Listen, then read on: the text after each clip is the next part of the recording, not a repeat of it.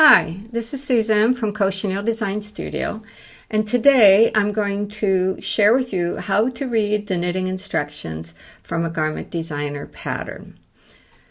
Garment Designer is pattern making software that's available for Macintosh and Windows. It works for sewing in addition to knitting, and one can even generate shaping instructions for linear crochet. In lieu of the standard verbiage one sees with knitting or crochet patterns, we have opted to use what we call a knitter's cheat sheet, which employs a block format to knitting. And by this I mean that the sweater is divided into blocks according to continuous knitting. Thus, when you reach the neckline of the example you see here, you're going to split and divide into two parts. You're going to hold part of the shoulder while you knit the other, and this creates a second block. The power of block knitting can be seen when you realize how easy it is to take a bottom-up knit and quickly turn it into top-down. If you would like to knit sideways, it's also very simple. You simply take your design, rotate it a quarter turn to get it sideways, and generate the graphics, reset the 0 point, and you're good to go. As one last enticement before I go in and walk through a project, I just want to show you how easy it is to design creatively in Garment Designer, but also to get shaping instructions for knitting and or crochet. This garment was called a transformer style, something I have a passion for, where you make one garment and wear it multiple ways. So now let's take a look at a project and walk through step by step. You begin by designing the pattern. You can choose which category you want, your size, and then you can have different style options combined. Here I'm going to raise my armhole a little bit with the aim of about 9-inch deep armhole. I can also go and decide to change my sleeve style to be, let's say, tapered. And so we have that. Gauge is input through the options menu, and so I can input my gauge, which I had done prior. And then, of course, if I want, I can put bands on the garment, which is ribbings or the equivalent, and I can decide how wide I want each band in each location and click OK. And then these will be taken off to give the shaping instructions for the body. The next step in the process is to generate pattern pixel per stitch graphics.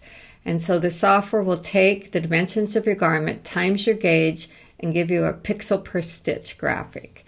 Then you can choose to generate shaping instructions, which you see here. And these are in what we call a block knitting format. So let's explore that further. I have turned my cardigan into a pullover and I have created the shaping instructions. And this is what you see. It is not verbiage. It's more like a knitter's cheat sheet. And once you've knit in this manner, once, maybe twice, you'll be sold and never want to go back to getting lost in verbiage again. So I will explain the basics of blocks and what they are. And so as you can see, this is the two blocks that compose this sweater that we see here on the left. And so the first block you can knit up to the neckline and up over the shoulder and complete it all in one piece. You had put the stitches for the left shoulder on hold while you did the right shoulder. So that essentially becomes the second block. And so that's what I mean by the term block knitting. So we can break any garment up into the individual blocks that you would have to knit. Of course, it's all one process. So I'm going to walk you through this pattern and just explain the logic quickly here. And then we'll talk about some of the benefits of why you would want to knit in this manner. So this first column shows you at how many inches you are in the garment at any given point. The second column shows you what row number that would be according to your gauge. And in the yellow area, we see the body of the garment as it's being knit in essence. And you only see lines when you have to do a physical action, either an increase or a decrease. Otherwise, you're just continuing to knit straight away. Over here on the right, you see how many active stitches you could have, either on your hand knitting needles or on the knitting machine, because the software works for both. And so you also have little prompts as to what part of the garment you're in for any of these times.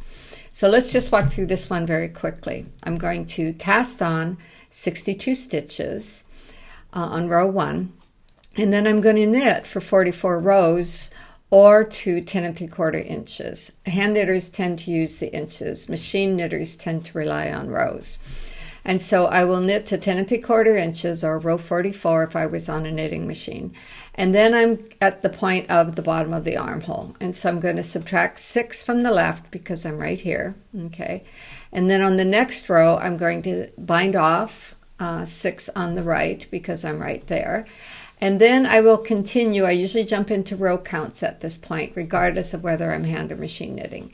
So I'm going to knit a row, -1, knit a row, -1 on each side, knit a row, -1, etc., all the way up until I reach 16 inches or row 65, because that's the point right here of the bottom of my neckline.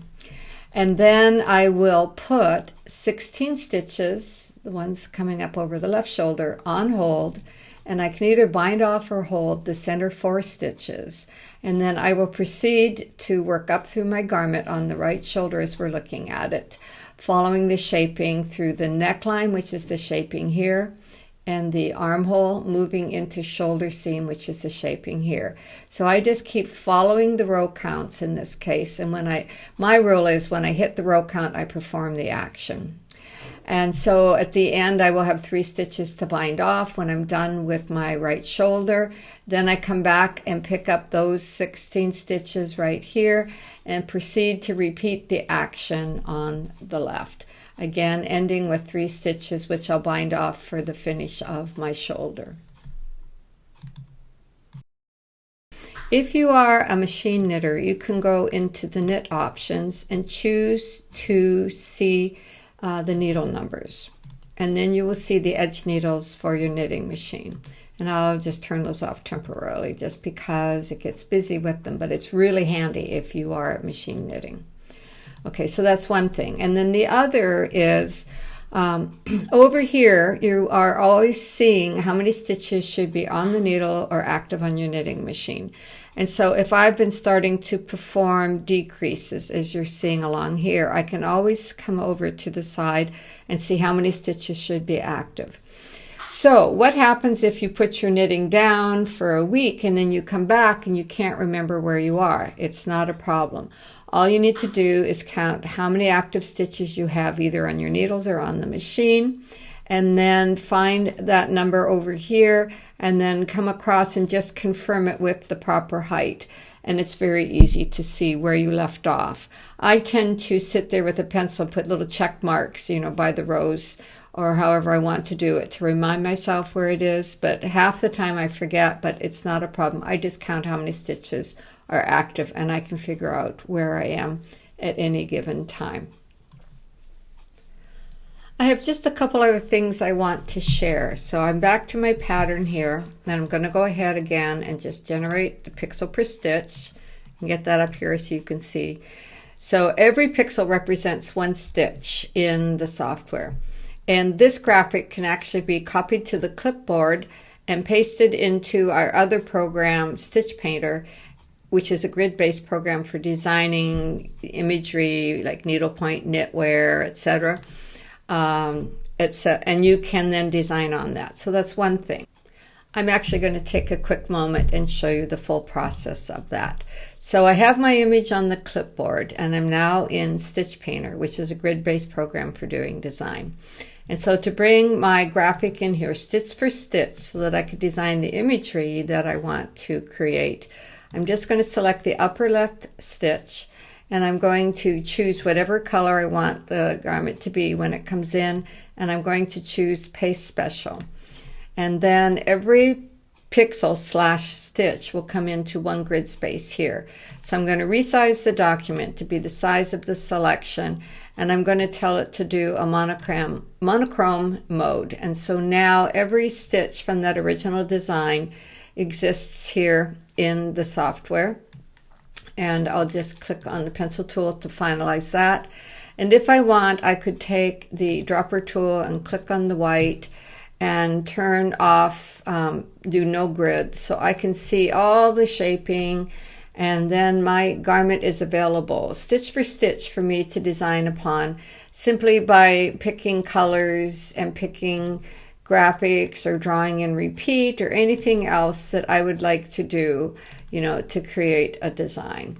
I can even lock the white so that there is no way that I could design on it. Here you can see the shaping of the A-line. You can see the nice smooth armhole that we created there as well. And so that's the role that Stitch Painter can play with, partnering with Garment Designer for your creative knitwear design. A second item I wanted to share with you is walking through the process of changing orientations of knitting. So here I have my garment again, and I do want to point out something I neglected to tell you. We do not use like the magic formula for creating the shape of armholes.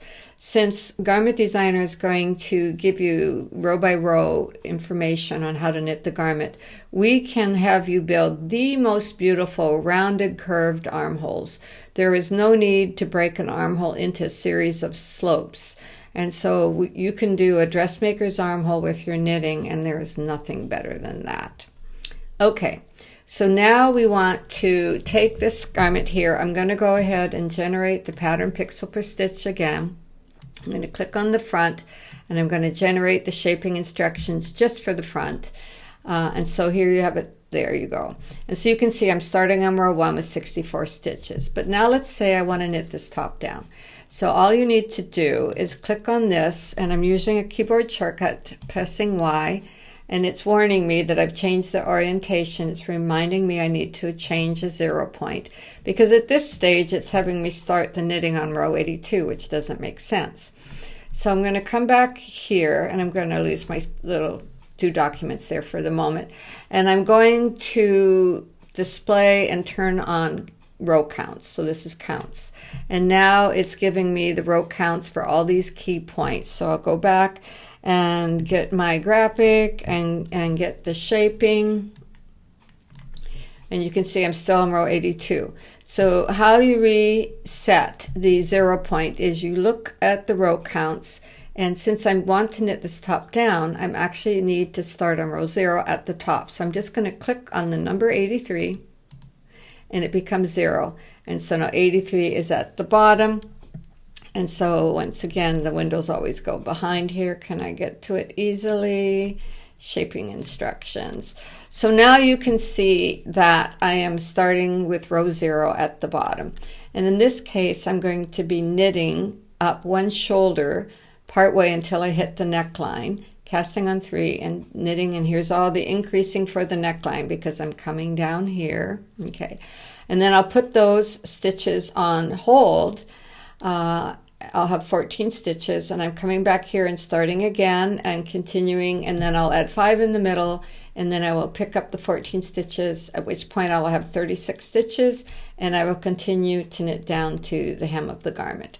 So that's the quick process of how to change the orientation within the software. Now I'm going to add bands or ribbings to the garment so you can see how that works. First I'll go ahead and put on final pattern mode so I can see the final pattern. And this is the garment as it would knit right now. So I'm going to just raise this a little bit because the band will back off from that. And I have a cardigan, so I'm going to go to the additions and do standard bands in this case. I'll do a 1-inch band at the neck. I'll do 2 at the hip. I'm going to do a 1-inch band up the center front, and I'll do a 1-inch band at the wrist and click OK. And so you can see how everything is backed off, and on the center front it has straddled the center front. So 1/2 inch back here, 1/2 inch back there. And then I can either use the same gauge as the body of my garment, or I could change the gauge at this point and have the bands be a different gauge than the body of the garment. But when you're ready to get the shaping instructions, you go to Generate Band Pixel Per Stitch Graphics, and they come in like this. So we can see the hip band, we can see the center front, left and right, the neck band, and the wrist band. And then I can ask it to generate shaping instructions. And so these are the different shaping instructions for the different bands, and there's more down here. One can scroll, so you're at least getting the idea that I'll cast on for the neckband 59 stitches, and it's added front and back, just so you know, and I'll knit the width of 5 rows for that. And the hip band is here, it's 120 stitches, and I will knit 9 rows for that, etc.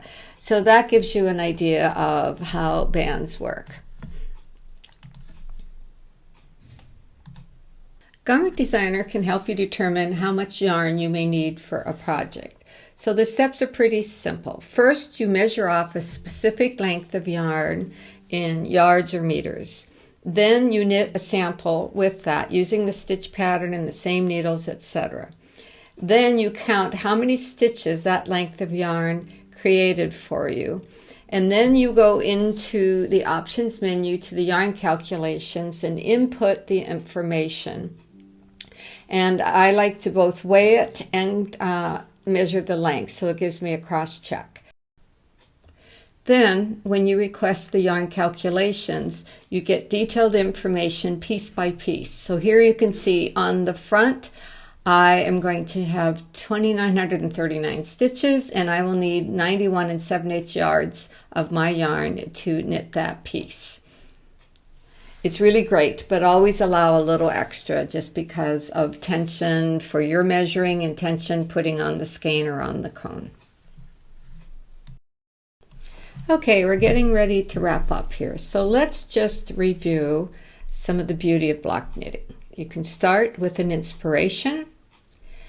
And here we have a garment and yarn. This was the inspiration. Develop your pattern in Garment Designer for both sewing and knitting. Create a swatch. And then take a proper gauge.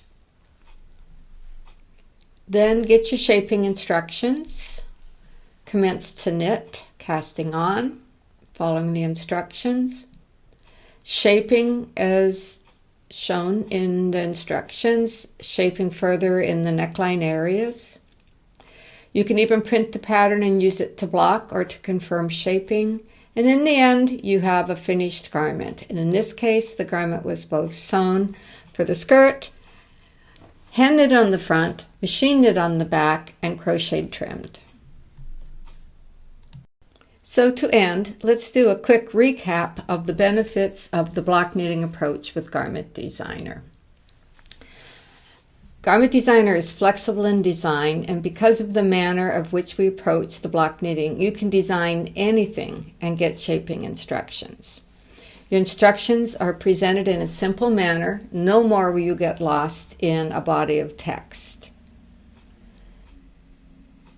You are completely independent of which yarn and stitch patterns you combine, and you can knit one pattern multiple times with many different combinations of yarns and stitch patterns. One can easily change the directions of knitting. You can knit bottom up, top down, and sideways. It's really fabulous. I hope you've enjoyed this video. I think once you've knit with our method of knitting 1 or 2 times, you will be absolutely in love with it, just as we are. Please follow us on various social media and subscribe to our channel here on YouTube, and watch for more videos in the future.